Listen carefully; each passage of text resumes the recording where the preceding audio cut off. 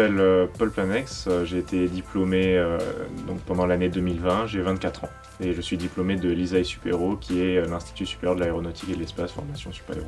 Je m'appelle Mathieu Louvet, j'ai 23 ans et je suis fraîchement diplômé de l'ISAE Super-Héros également. Et j'ai été binôme de Paul Planex pendant les 2 premières années à Super-Héros. Mon travail, il a été amené par une succession d'événements et d'expériences en fin de compte. Dans un premier temps, un attrait pour le spatial qui m'a conduit à vouloir étudier dans cette discipline et donc d'intégrer l'Institut supérieur de l'aéronautique et de l'espace.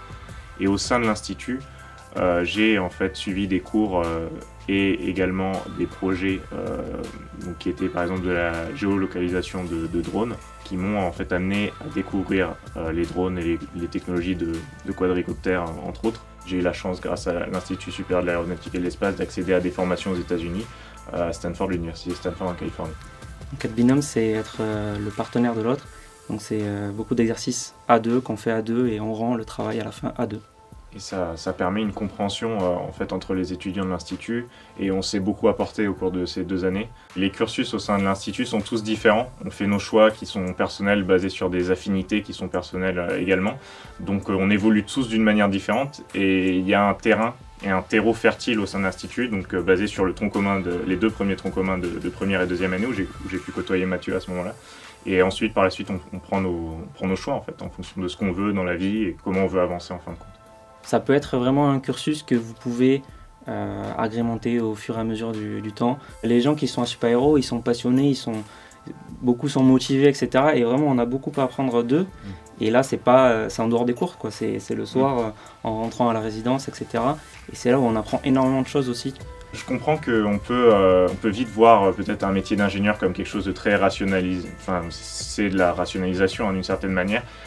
Mais d'un autre côté, il y a tout un aspect humain et la science et la technique peuvent venir en aide aux hommes d'une manière générale. Et c'est quand même une thématique qui m'a porté. Je travaille actuellement donc, dans une start-up qui fait de la livraison de sang et matériel médical par drone au Rwanda et au Ghana. Donc l'intérêt pour les gens, c'est d'avoir accès à des produits médicaux et des poches de sang d'une manière très rapide pour les sauver en fait, tout simplement. Donc la technologie, même de la technologie de pointe, peut servir l'intérêt général. Et je dirais que c'est important de s'engager là-dedans en fait.